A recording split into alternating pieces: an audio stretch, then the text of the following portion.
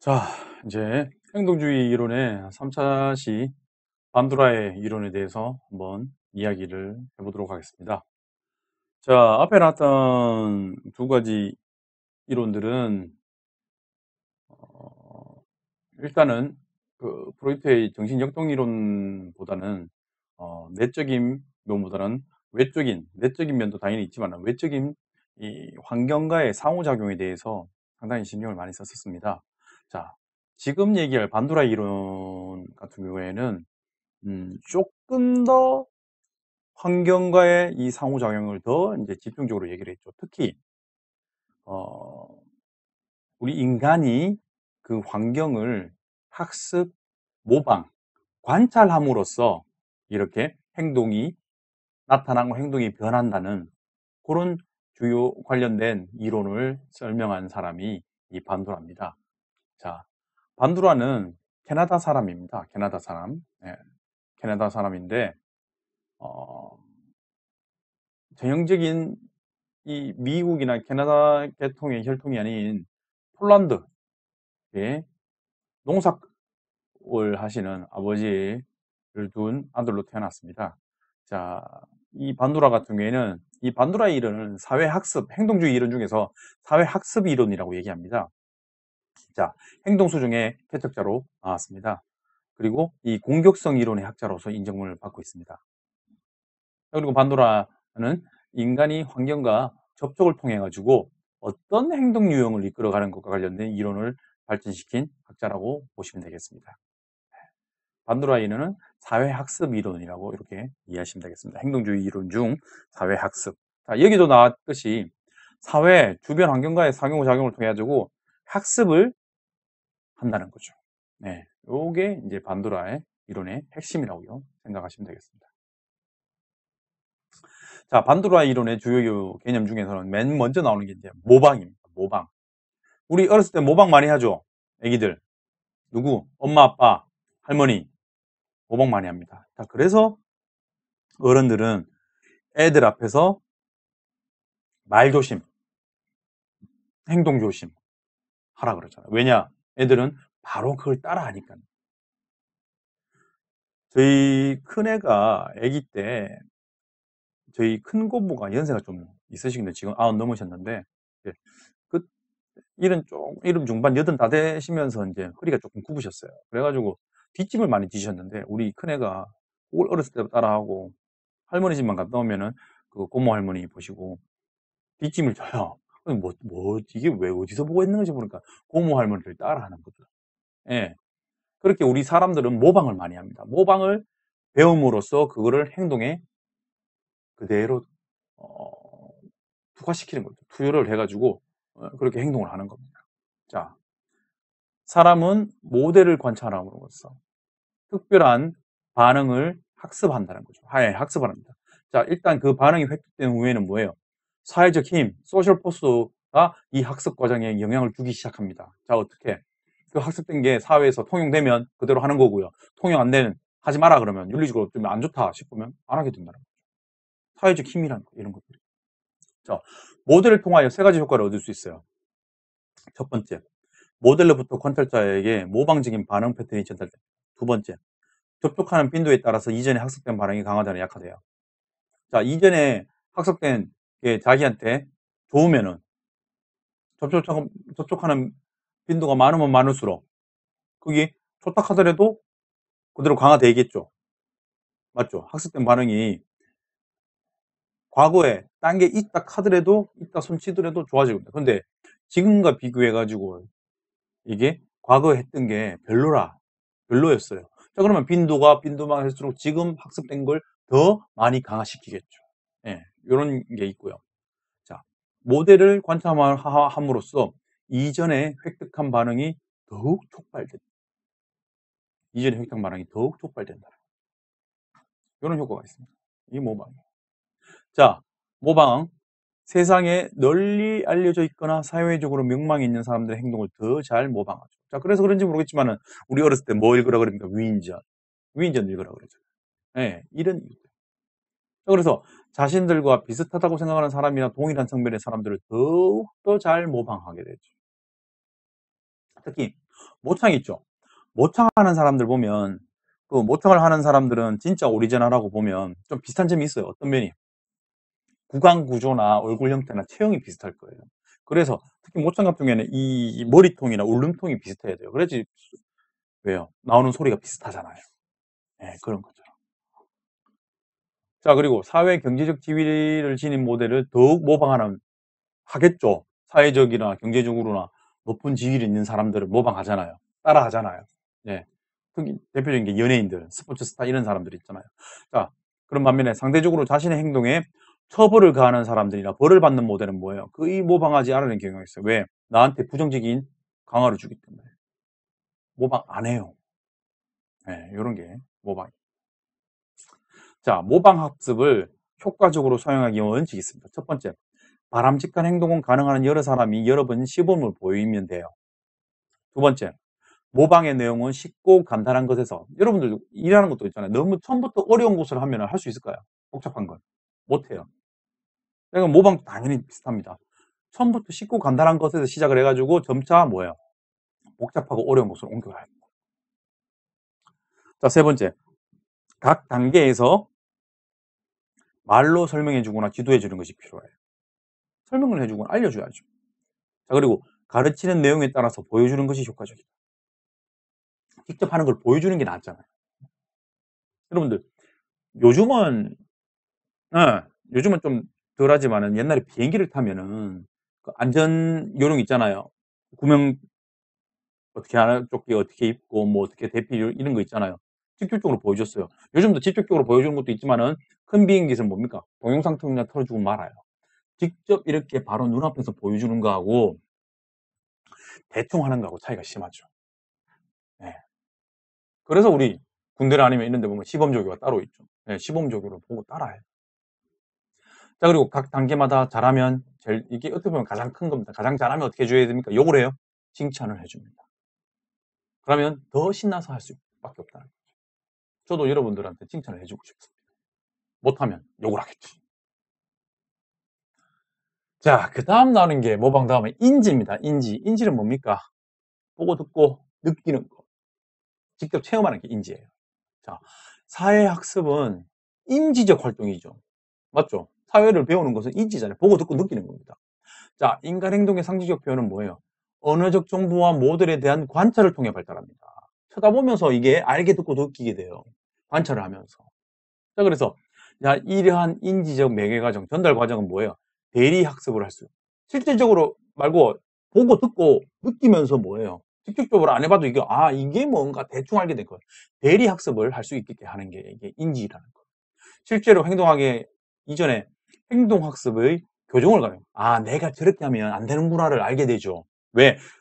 근처에 있거나 앞에 있는 사람들이 이렇게 해가지고 벌을 받거나 체벌을 받거나 잘못했다는 걸 알게 되면 아, 나 이렇게 안 하면 되지. 교훈을 주잖아요. 그게 교훈이에요. 학습을 통해 가지고. 인지를 통해서. 자, 인지는 지식을 획득하고 조직하고 사용하는 과정이 인지예요. 결과가 아니에요. 과정이에요. 자, 그리고 학습된 반응을 수용할 수 있는 인지는 의지는 인지적 통제에 달렸다는 거예요. 알고 모르고 느꼈으니까 이게 좋은지 안 좋은지 우리는 통제할 수 있죠. 나쁜 거면 안 하면 되죠. 좋은 거면 하면 되잖아요. 자, 그런데 이 통제, 인지적 통제가 문제가 생기면 뭐예요? 나쁜 걸 택할 수도 있죠. 네. 그러면 그렇게 되죠. 범죄자가 되거나 비윤리적이나 반도덕적인 사람이 되겠죠. 예, 이런 것들이 인지입니다. 인지. 그래서 우리가 근처에서 보면 우리 사람이 살아가는데 주변 환경이 좋다는 게 우리 여러분들 맹모 삼천지교란 말 들어보셨죠? 맹자 엄마가 맹자를 가르치려고 세 번을 이사했다 그랬잖아요. 그만큼 주변 환경이 중요한 거예요. 우리 주변 환경이 좋으면은 당연히 그 애들은 뭐예요? 일반적인 것 같으면은 좋은 걸 그대로 보고 듣고 자라게 되죠. 간혹 가다 돌연변이는 있지만 만약에 주변 환경이 별로예요. 매마다 싸워요. 전쟁이 일어나요. 이러면은 걔가 보는 거는 다 뭐겠습니까? 전쟁에 대한 공포나 아니면 폭력적인 이런 걸 볼 수밖에 없다는 거죠. 그만큼 우리가 직접 인지하는 게 되게 중요해요. 왜? 행동으로 바로 이어지기 때문에. 그 얘기를 하는 거예요. 자, 그 다음에 관찰학습이에요. 이 관찰학습은 광화 이론의 그 토대를 두는 거예요.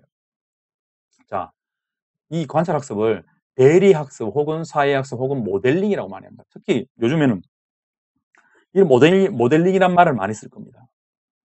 자, 관찰학습은 환경적 작용에 따른 반응을 통해 가지고 환경이 딱 주줘요. 자, 그러면 그에 따라 가지고 좋다 나쁘다 반응이 나오겠죠. 자, 이런 반응을 통해 가지고 행동을 학습을 하는 것이 아닙니다. 뭐? 타인의 행동을 관찰함으로써 학습하는 과정이에요. 자, 그래서 관찰이라는 거예요. 환경적 작용에 따른 반응을 통해 가지고 행동을 학습하는 게 아니고, 자, 환경적 작용이 아니고 타인의 행동을 봄으로써 학습하는 과정이 관찰 학습이에요. 타인의 행동, 학습을 하는 거죠. 자, 그래서 관찰 학습의 순서 단계를 보시면은 맨 처음에는 뭐예요? 모델에 대한 관찰을 하겠죠. 자, 그 다음에는 주의 집중 단계. 이게 뭔지 처음 보는 거잖아요. 자, 그런 다음에 이러한 단계를 유지시키는 단계예요. 유지를 하고 난 다음에 이제 뭐예요? 아하, 나한테 맞다, 안 맞다. 이걸 해야 될까? 아주 어떤 감정을 표출하게 되는 생산 단계. 자, 생산 단계 다음에 이제 뭐예요? 그 행동을 확실하게 결정짓는 동기 단계가 와요.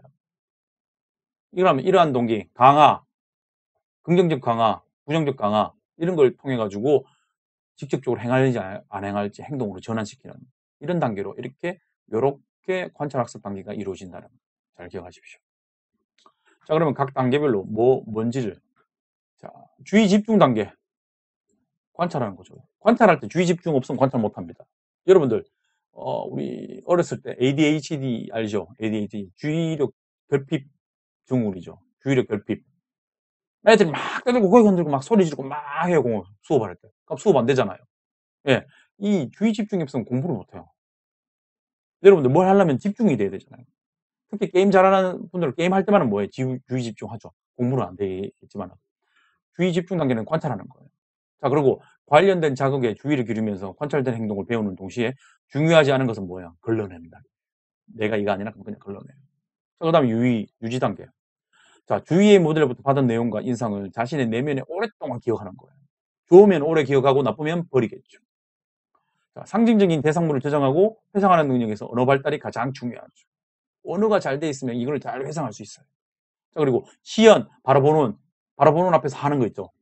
자, 시연과 같은 기억 기법은 관찰된 행동을 잘 유지해서 바로 보는 걸 보면은 내 눈에 있는 바로 하는 거를 보면 잘 기억하겠죠. 잘 기억할 수밖에 없잖아요. 예. 그러면 관찰된 행동을 잘 유지할 수 있게 하는 게 이제 유지다. 자, 그다음에 생산 단계. 내 이미지, 머릿속에 심상에 저장되어 있거나 상징적으로 부화된 기억을 행동으로 전환하는 거예요. 표출하는 거죠. 자, 그래서 이 표출할 때는 우리가 몸을 움직여야 되잖아요. 몸은 뭐가로 이루어져 있어요. 우리 뼈하고 근육하고 이런 걸로 돼 있죠. 만약에 뼈나 근육이 부러졌거나 다쳤으면 움직여요? 못 움직여요? 못 움직이죠. 자, 그래서 운동 발달과 근육 발달이 매우 중요한 게 이 생산 단계입니다. 자, 그런 다음에 동기 단계예요. 모티베이션. 관찰 학습 과정의 결과를 유지하기 필요하답니다. 동기가 생겨야지 움직입니다. 원인과 결과잖아요. 자, 모델을 통한 관찰 학습은 긍정적 자극이 죽을 때 동기화 되죠. 부정적일 때 동기화 되지 않아요. 행동으로 전환할 수가 있죠. 동기화 되니까. 최대의 보상을 받을 수 있다는 사실. 돈, 칭찬, 기쁨 이런 것들 있잖아요. 예상적 자기 반응에 의해서도 영향을 받아요. 자기가 이제 예상을 하는 거죠. 내가 이렇게 하면은 아버지 구두를 닦으면 아버지한테 용돈을 받겠지. 엄마 방 청소를 도와드리면 엄마가 나한테 맛있는 반찬을 해주시겠지. 이런 예상을 하는 자기 반응 있죠. 여기서도 영향을 받기도 하죠. 그렇게 왜? 행동을 하잖아요. 예상을. 나 이렇게 하게끔. 간혹가다 예상이 다를 때도 있지만. 자, 그 다음 나오는 게 우리 환경과 우리 인간과 행동에 대한 얘기입니다. 상호 결정론이에요. 자, 그러면 사람 P, 환경 E, 행동 B, P, person, 환경, environment, 행동, behavior. 자, 이거는 화살표 보시면 아시겠지만 어떻게 씁니까? 서로 쌍방향이죠. 여기도 양방향이죠. 여기도 쌍방향이죠. 어떻단 말입니까? 쉽게 말해서. 상호 결정론은 사람, 행동, 환경이 서로 올 영향받는 거예요. 서로서로 영향을 받는다는 거예요. 어느 한쪽에 치우지도 않고. 그래서 우리 인간은 환경 속에 있다. 인간은 환경 속에 있다라는 말이 여기서 나옵니다. 환경 속의 인간이란 이 단어가. 우리 사회복지 실천에서는 되게 중요하죠. 환경 속의 인간. 우리 인간은 환경을 떠나서는 살 수가 없어. 간혹가다 살 수도 있다 그러는데 그건 뭐 그겠죠. 나는 자연이다. 산속에 혼자 가는 사람. 그 외에는 우리는 인간은 사회적 동물이잖아요. 그렇기 때문에 환경과 연관을 안 지어줄 수가 안 지을 수가 없어요. 이게 상호 결정론. 환경은 사람이 행동하는 상황을 제공하죠. 맞죠? 상황을. 사람은 인지와 지각을 통해 가지고 그 상황을 분석해 가지고 어떤 행동을 선택할 것인가 결정을 하잖아요. 자, 행동은 사람의 상황 분석과 관련된 정보를 제공하고 그 환경을 수정합니다. 행동이 잘못되면 환경을 바꾸면 되잖아요. 자기 자신이 아니래도 다른 사람이 그 행동을 바꾸게 합니다. 그럼 그 행동을 바꾸려면 어떻게 해야 됩니까? 환경을 바꿔야죠. 사람 영향을 주기 때문에. 자, 그래서 환경, 사람, 행동 이 세 가지 요소는 서로 영향을 주고 서로 뭐예요? 의존적이라는 거. 관계가 없는 게 아니고 너무나 끈끈하고 서로 상호 의존적이에요. 상호. 아시겠죠? 예, 이게 상호 결정론. 자, 그 다음에 나오는 게 self regulation, 자기 규제입니다. 자기 규제. 자, 자기 규제가 잘못되면은 문제점을 일으킬 수밖에 없다는 그 얘기를 하는 겁니다. 왜? 자신의 행동을 감독하고 스스로 자부심을 가지게끔 하는 게 자기 규제예요. 왜? 개인은 자신의 성과를 어떻게 평가할 것인지 개인적 기준. 여러분들 다 자기의 성공, 자기의 가치관, 사람마다 다르죠? 어떤 사람은 돈 많은 게 성공이라고 그러고 어떤 사람은 결혼해가지고 자식들 많이 두는 게 성공이라고 다 다를 겁니다. 개인적 기준에 따라서 좌우가 되고 자기 평가적 반응과 관련돼요. 자기가 자기 기준에 의해서 규제를 하고 풀어주고 이렇게 한다는 겁니다. 자, 외적 기준이 맞을 때는 자기 강함으로서 보상하죠. 왜? 외적 기준 뭐겠습니까? 뭐 법이나 아니면 규칙이나 조례나 아니면 사람들이 만든 그런 것들, 틀, 기준이 있잖아요.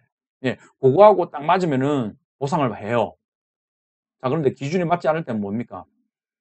죄책감을 느끼죠. 왜? 다른 사람들이 욕을 하잖아요. 너 잘못됐다. 이게 잘못됐다. 아니면 법에서 너 구속시킬 거야. 너한테 벌금 때릴 거야. 그러니까 죄책감을 생겨요. 그래서 자신을 처벌해 결국은 자기를 통제하고 규제하는 행동을 하게 된다는 거예요. 그럼 사람이 어떻게 됩니까? 되게 소극적으로 변하겠죠. 적극적이죠. 그래서 이 자신감이라는 게 이제 여기서 나옵니다. 자, 사람은 인지적 성장과 사회적 성장에서 성숙을 하죠. 예. 자, 그런데 자기 강화를 통해 가지고 행동에 따른 자기 통제력을 증식시킵니다. 그런데 자기 보상을 하는 방법으로 자신을 외적 환경을 점점 형성해 나갑니다. 위에 나오는 것처럼 외적 기준하고 딱 잘 맞아가지고 좋다 그러면은 자기 강화로 해가지고 보상을 주겠죠. 근데 만약에 이 외적 기준에서 너 잘못했다 기준에 맞지 않을 때는 뭡니까? 죄책감으로 들고 자신을 결국엔 처벌을 한다는 거죠. 이게 자기 규제 스스로 생기죠. 자, 이게 강하면 갈수록 자신감이 높여지겠죠. 자기 효능감이나 이런 것들이 뒤에 이제 바로 나오는 자기 효능감이 높아지겠죠. 만약에 이 자기 규제가 안 되면은 자기를 스스로 처벌하는 게 많으면 많을수록 사람은 소극적이 되고 소심하게 되겠죠.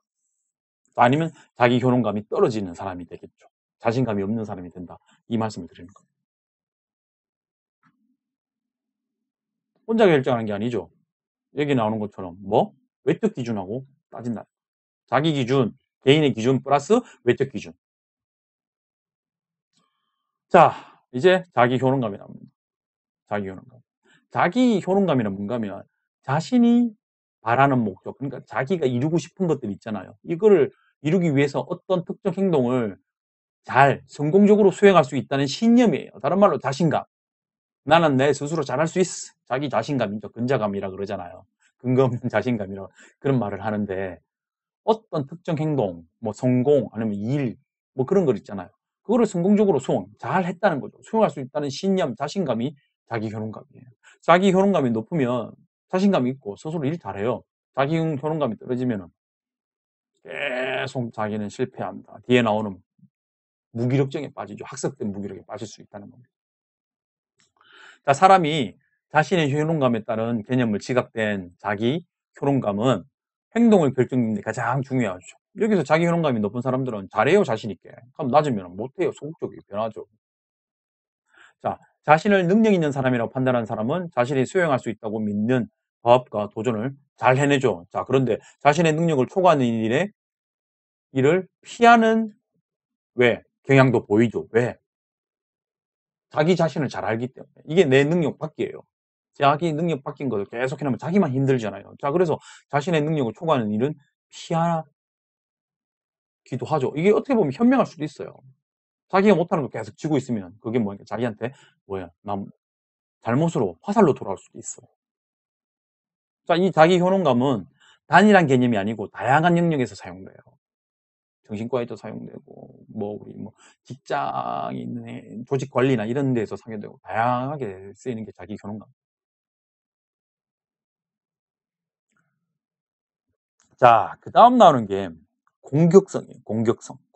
공격성과 사회화인데. 공격성의 대표적인 게 폭력입니다. 특히 어디? 가족 내 폭력입니다. 가족 관계에서 발생하는 폭력. 요즘 최근에 가정폭력이나 아니면 이런 것에 대해서 좀 이야기 많이 나오죠. 자, 공격성은 공격적 모델을 관찰. 특히 애들이 부모님을 많이 관찰하고 학습하죠. 아기를 두신 분들은 애들 앞에서 싸우지 말라는 거. 그 모델이 언제 강화를 받는지 조심하라고 학습됩니다. 대표적인 예, 가족 구성원간에 일어나는 신체적 공격이 있죠. 자, 공격적 행동의 모델을 제공합니다. 때려도 된다. 이게 딱 박히게 돼요. 그래가지고 가정폭력이 있는 집안에서 자란 애가 뭐예요? 똑같이 나중에 성인이 돼서 똑같은 가정폭력을 일으키는 경우가 되게 많아요. 자, 폭력을 사용하는 행동이 학습되기 때문에. 자, 그래서 폭력에 훨씬 더 수용적인 반응을 보이고요. 특히 그 가정폭력이 있는 곳에서 자란 우리 여성분들 같은 경우에는 나중에 결혼해가지고 만약에 폭력성 있는 남자가 만나면 남자가 때려도 왜? 수용을 일으켜. 왜? 나는 컸기 때문에 맞아도 된다. 이게 이게 학습이 됐다는 거죠. 수용적인 반응을 일으켜요. 수용을 하면 안 되는데. 자, 그래서 폭력에 대한 정당성을 제공받을 수도 있어요. 왜? 때리는 걸 만약에 보고 왔으면, 이렇게 때리고, 난 어렸을 때부터 이거 보고 왔어. 원형 중에 이게 학습됐기 때문에 난 때려도 돼. 이렇게 된다고요. 맞아도 돼, 때려도 돼. 이렇게 학습이 된다고요. 그래서 무섭다는 겁니다. 자, 그 다음에 또 중요한 게, 우리 반도라 이론에 영향을 받은 셀리그먼이라는 이분이 있죠. 예, 이분. 이 학자가 학습된 무기력이라는 이론을 만들었어요. 이것도 뭐 어떤 현상을 딱 이름을 명명을 시킨 건데 뭔가 무기력에 대한 경험과 임상적 문제를 연관을 시키는 건데, 자, 학습된 무기력은 뭡니까? 무기력 아무것도 안 하는 거죠. 동기가 없어요. 일을 안 해요. 동기의 결핍, 인지적, 정서적 결핍, 그 결핍이 뭡니까? 없다는 거예요. 그러니까 아무것도 안 하죠. 자, 그러면 무력감이 생기죠. 이런 게 어떨 때 자주 나는가 하면 외상 사건이 있죠. 교통사고나 아니면 폭력에서 맞든지 이런 것들, 아니면 큰 전쟁이나 지진이나 이런 거 있잖아요. 이런 외상 사건의 피해자들은 뭐야? 무감동, 수동성, 공포감을 나타내가지고 심하면 심리적 후유증이 있어요. 너무 심하죠. 이 심리적 후유증이라는 게. 자, 그래서 그런 것들이 사회적 기능이 심각하게 방해를 받아가지고 사회생활을 못 해요. 직장을 못 가죠. 학교를 못 가요. 친구를 못 만나요. 밖으로 못 나가요. 자, 반응과 결과가 일치하지 않을 것이라는 기대에서 무기력이 발생해요. 내가 이렇게 해봤자 안 된다는 거예요. 자, 이게 세리그만이 어떤 거를 실험했는가 하면, 아까 전에 우리 조작적 조건하나 고전적 조건하에 보면 강아지 묶어서 실험했잖아요. 아니면 쥐를 실험을 했잖아요. 강아지를 묶어요. 전기장치. 버튼을 누르면 전기가 찌릿하게 아파요. 묶어놓고 계속 줬어요. 계속 줬어요. 자, 그러면 계속 반복하고 그거 한 10회 정도 하고 11회째 풀어줬어요. 원래는 도망가야 되죠. 한두 회, 1회 했을 때는 풀어줬으면 바로 강아지가 도망갔죠. 10회, 20회 이렇게 했을 때 풀어놨어요. 도망갈까요? 그 와중에 도망을 못 가요, 강아지가. 왜? 나는 여기 풀어놔봤자 또 전기 충격 받아가지고 아플 거다. 그냥 그럴 바에 내가 어딜 가겠냐. 가만히 있더래. 학습된 무기를, 의지를 얻게 만드는 거예요. 이게 너무 무섭다는 거죠. 이런 게. 이런 것도 이제 반도라 이론을 받아가지고 학습된 무기가 이렇게 생겼다. 학습 모방. 해가지고. 자, 반도라 이론의 평가를 보시면은, 반도라는 학습 이론이잖아요. 예, 학습 이론인데, 자, 인간의 행동은 사람과 환경 간의 상호작용에 의해서 형성된다 그랬잖아요. 그걸 통해 가지고 학습하고 모방하고 관찰함으로써, 맞죠? 자, 그 환경에서 일어난 사건에 관한 인지적 평가의 행동이 형성된다고 합니다.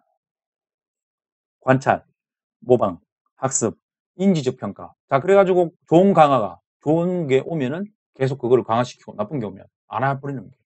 이렇게 형성된다고 보는 게 반도라 이론입니다. 자, 사고 과정, 어세스먼트 프로세스에서 스키너의 행동적 평가를 포함합니다. 스키너, 강화에 대한 얘기잖아요.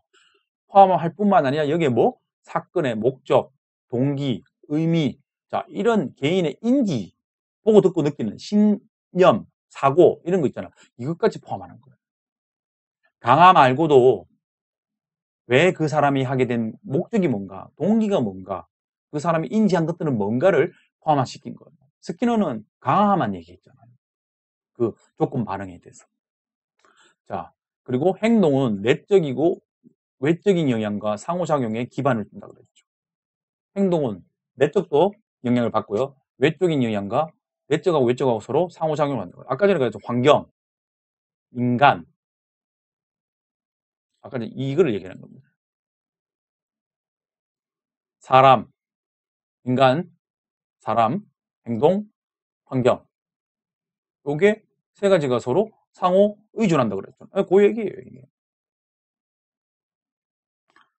상호작용에 기반을 둔다는 겁니다. 서로.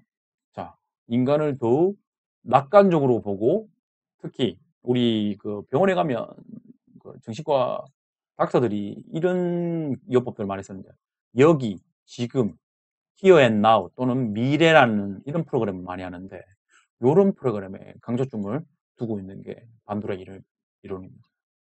여기, 지금 혹은 미래에 강조점을 과거보다는 현재, 미래에 대해서 그러니까 미래를 보니까는 되게 밝은 걸 따지겠죠. 과거에 대한 결론적인 거 말고 앞으로 일어날 거에 대해서. 자, 이렇게 하는 게 이제 반도라 이론입니다. 자, 그러면 이때까지 행동주의 이론, 파블로프, 스키너, 반도라에 대해서 이제 이론에 대해서 얘기를 했는데 이러한 행동주의 이론들이 우리 사회복지 실천하고 사회복지 현장에서 어떤 연관성이 있는지 장점, 단점을 이제 보자는 겁니다. 자, 상황, 시츄에이션 상황에서 문제의 정의를 내리는데 도움을 줬어요. 자, 다양한 사회복지 실천 영역에서 활용되는 이론입니다. 왜? 문제의 정의, 뭐가 문제인지를 찾는 것. 영향을 주는 환경에 대해서 이제 찾아보자는 거죠. 자, 예, 정신장애인을 위한 사회기술훈련, 뭐 부모형 역할 기술 훈련, ADHD 아동을 위한 인지적 개입, 자, 이런 수많은 이런 치료 훈련에 영향을 줬어요. 자, 그리고 자기주장 훈련, 노출 치료, 체계적 둔감법, 토큰 경제, 자, 이런 행동주의, 행동 수정 치료에도 영향을 줬단 말이에요. 그러니까 현재 우리 사회복지 이론에 어떻게 보면 가장 많은 영향을 준 게 이게 행동주의 이론이라고 얘기할 수 있습니다. 근데 나중에 행동 수정 치료에 많은 영향을 준 게 행동주의 이론이에요. 자, 그리고 개인적인 역량 강화에 초점을 두고 치료 목적과 전략을 수립할 때 클라이언트와 더불어 작업하는 것을 되게 중요해요. 왜? 클라이언트와 상호작용을 되게 중요하기 때문에. 자, 그런데 이것도 뭡니까? 단점이 있죠. 한계점이 있죠. 당연히 앞에 프로이트도 한계점이 있었잖아요. 프로이트의 한계점은 뭐였습니까? 비과학적인 거. 그게 대표적인 거였죠. 자, 이 행동주의 이론 같은 경우에는 뭐가 단점인가 하면, 문제점인가 하면 문화적 배경이나 사회적 지위, 경제 상태, 자, 이런 거시적인 수준이 있죠. 우리 사람이 뭘 학습을 하고 관찰을 하고 모방을 하는 거는 그 사람 개인에 대한 문제죠. 미시적이에요. 작아요. 자, 그런데 우리 사람이 미시적인 것만 있습니까? 사람을 주변의 환경을 이루는 이런 문화적 배경, 사회적 지위, 경제 이런 것들은 되게 크잖아요. 전체를 좀 많이 보잖아요. 이런 거시적 수준을 얘기를 안 해요. 이런 얘기 한 적 있어요? 행동주의 이론가들이? 없어요. 개개인을 따지죠. 그런데 우리 사람 환경을 만약에 고려하려고 그러면 이런 거시적인 것도 다 따져봐야 돼요. 왜? 각 지역, 각 나라마다 다 다르잖아요. 우리 같은 대한민국도 17개 시도가 조금씩 다 다르죠. 풍습이 다르고 다 달라요. 다 달라요. 같으면서도 달라요. 언어도 사투리도 다르죠. 제주도 같은 경우는 방어, 제주 사투리가 되게 심하잖아요. 못 알아들어요. 그런 단점들이 있습니다. 자, 두 번째는 행동 수중을 왜? 이거 아까 전에 제가 초창기 때 스키너 이론 그 얘기할 때 처벌, 뭐 부정적 강화, 뭐 이런 것들 뭐 나올 때 제가 잠깐 말씀드렸잖아요. 뭐 파블로프 이론이나 이런 거 얘기할 때. 자, 행동 수중을 위해 가지고 처벌이나 부정적 강화 기법을 활용하는 것은 윤리적 측면에서 어려워요. 자, 처벌은 뭐 이런 뭐 행동주의적 이론에서 처벌이나 부정적 강화 기법이 있다고 그 사람을 삭제해 버리거나 그 사람을 때려 버리거나 그 사람한테 욕하면 돼요, 안 돼요? 윤리적 측면이 되게 어려워요. 특히 우리 사회복지 실천 현장에서 사회복지사가 이 사람이 이런 문제가 있으니까는 처벌이나 부정적 강화를 써야겠다고 이 사람을 때리겠다, 이 사람한테 욕하겠다 될까요? 안 돼요. 그리고 이런 폭력이나 이런 게 정당화될 수도 있어요. 그렇기 때문에 이게 윤리적으로 되게 어렵다는 거죠. 이런 기법들이. 그러니까 잘 100% 적용하는 게 문제라고 하면 잘 보고 잘 가려서 해야 되는 거죠. 끝내는 이것도 누구의 몫이겠습니까? 우리 사회복지사의 몫이에요. 아시겠죠? 예, 이러한 한계점이 있다는 거. 행동주의 이론. 모든 이론들이 만병통치약은 아닙니다. 다 한계점이 있어요. 장점이 있는 반면에 단점이 있단 말이에요. 자, 그래서 이러한 행동주의 이론이 있기 때문에 우리 사회복지 실천장에서는 꼭 이렇게 조심해서 사용을 하는 실무 지침이 있습니다. 어떻게? 자, 첫 번째, 클라이언트가 지니고 있는 문제 환경 속에 있는 사람들과 상호작용의 결과는 사실을 이해해. 상호작용이 결과잖아요. 결과물이잖아요. 두 번째, 변화 과정은 문제 행동을 유지하거나 새로운 행동의 학습을 방해하는 환경과 개인 간 상호작용의 사정으로부터 시작해야 됩니다. 환경, 개인, 어떠한 상호작용이 있었는지를 한번 살펴봐야 된다. 자, 그리고 이러한 사정은 문제 행동과 그 행동의 선행 요인과 결과를 검토하는 것이다. 어떤 영향을 줬는지, 왜 결과가 나왔는지, 그거를 같이 어세스먼트, 사정을 해봐야 된다. 살펴봐야 된다는 거예요. 자, 그 다음 변화가 있기 이전에 실천과 클라이언트는 함께 행동의 기초선을 설정해야 됩니다. 그 기초선을 넘어버리면 문제가 될 수 있죠.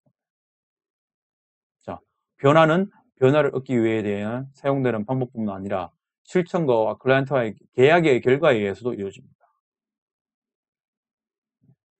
우리 클라이언트가 사회복지사를 딱 찾아와가지고 요런 문제 때문에 찾아왔다. 자, 그러면 뭘 원한다 그러면 계약서를 작성합니다. 이 계약서가 없으면 시작이 안 돼요. 상담이나 이런 것들이. 자, 이 계약서를 작성함과 동시에 이제 뭡니까? 일단은 그 클라이언트가 사회복지사를 찾아왔고 계약서는 쓴다는 의미가 뭡니까? 그 클라이언트는 벌써 변화를 하기 시작했다는 겁니다. 왔는 것 자체, 계약서를 쓰는 자체가. 이해가십니까? 예. 만약에 변화를 원하지 않으면 아예 안 와요. 찾아왔고 자기 발로 계약서를 썼어요. 그러면 벌써 변화하기 시작했다. 근데 완벽하게 변화한 건 결과는 아니죠. 과정 중에는 이제 시작이에요. 자, 변화 절차는 명확하게 구체화된 변화 목적을 얻기 위해서 설정한 아까 전에 설정 기초선을 세워놓으라 그랬잖아요. 기준을. 자, 기초선을 수정하는 것과 관련되어야 한다는 겁니다. 아무 관련 없으면 안 돼요. 그래서 우리 그런 얘기 하잖아요. 기본이 중요하다. 네. 자, 그리고 우리 사회복지사의 개입은 행동의 선행 요인과 결과를 수정하는 거예요. 선행 요인, 어떤 게 영향을 주고 그러면 그 영향을 줬는 원인을 찾으면 결과가 바뀌겠죠. 예. 그래서 클라이언트의 환경적 조건에 그래가지고 도움이 되는 방식으로 변화시키는 거예요. 환경에 적응하도록. 자, 그래서 여덟 번째는 실천가와 그러니까 사회복지사하고 클라이언트는 구체적인 목표와 관련된 조건뿐 아니라 목표 있어야겠죠. 변화해야 되는. 변화 과정에서 나타날 수 있는 기대하지 않았던 결과를 정기적이고 체계적으로 점검을 해야 된다는 거죠. 우리가 KX상에 얘기했던 거 말고 갑자기 뭐가 딱 나타날 수 있잖아요. 예, 그런 것도 다 뭐예요? 표기하고 체계적으로 어떻게 해야 될지 한번 생각을 해보자는 겁니다. 요런 것들을 지침으로 여기고 행동주의 만약에 관련해 가지고 프로그램을 짠다면 요런 것들을 한번 생각해 보자는 그 얘기를 우리 교재에서 하고 있습니다. 아시겠죠? 예. 요로 이상 얘기했던 것들이 행동주의에 관한 이론에 관한 내용들입니다. 여러분들 잘 기억하십시오. 이 행동주의 이론은 앞에서 얘기했다시피 정신협동 이론하고는 조금 달라요. 정신협동 이론은 우리 내면에 대한 얘기고 행동주의 이론은 내면 혹은 내면 플러스 뭐예요? 외부적인 환경에 대한 얘기입니다. 우리 사람 인간이 어떤 환경을 영향을 받는지 그래서 어떻게 결과를 나타내는지 그 결과가 뭡니까? 행동이라는 거죠. 그러면 주변 환경에서 좋은 영향을 받으면 그러니까 긍정적인 강화를 받으면 그걸 계속할 것이고 만약에 부정적인 강화를 받으면 안 할 거예요. 사람은 그렇게 환경과 영향을 주고받아가지고 끝나는 결과, 비헤이브를 결과를 낳는다는 게 이 행동주의 이론의 핵심입니다. 아시겠죠? 예, 여러분들은 이 내용을 한번 잘 살펴보고 그렇게 이해를 잘 부탁을 드리겠습니다. 꼭 시간에 나시면 시간에 안 나신 게 아니고 무조건 다시 한 번 더 한번 살펴보세요. 내용이 길면 이 PPT라도 한 번 더 읽어보시고 그리고 1차시, 2차시, 3차시 이 나왔는 과제를 다 제출하셔야지만 최종 출석 처리가 됩니다. 아시겠죠? 하나만 해서 되는 거 아니에요. 각 타시마다 제가 바보가 아닌 이상 각 타시마다 왜 과제를 내겠습니까? 이런 걸 물어보시는 분도 있어요. 3개 과제 중에서 하나만 해도 돼요. 그럼 제가 바보게요. 그러면 얘기해놨겠죠. 3개 중에 하나만 택해서 하세요. 이렇게 해야겠죠. 그런 말이 없으면 뭐겠습니까? 다 해야 된다는 겁니다. 아시겠죠? 예, 유념해서 잘 부탁드리고 건강 항상 조심해 주시고 다음 시간에는 우리가 인본주의 이론에 대해서 아마 얘기를 할 겁니다. 인간이 중심이다. 인본주의 이론은 이 지금 나오는 우리 인간행동사양경 이론 중에서 가장 인간에 대해서 얘기를 하는 이론입니다. 인간이 중심적인 이론. 그리고 어떻게 보면 가장 최신의 이론이라고 얘기할 수 있는 이론입니다. 네, 그러면 이번 행동주의 이론은 강의는 이것으로 마치고 다음 시간 인본주의 이론으로 찾아뵙겠습니다. 안녕히 계십시오.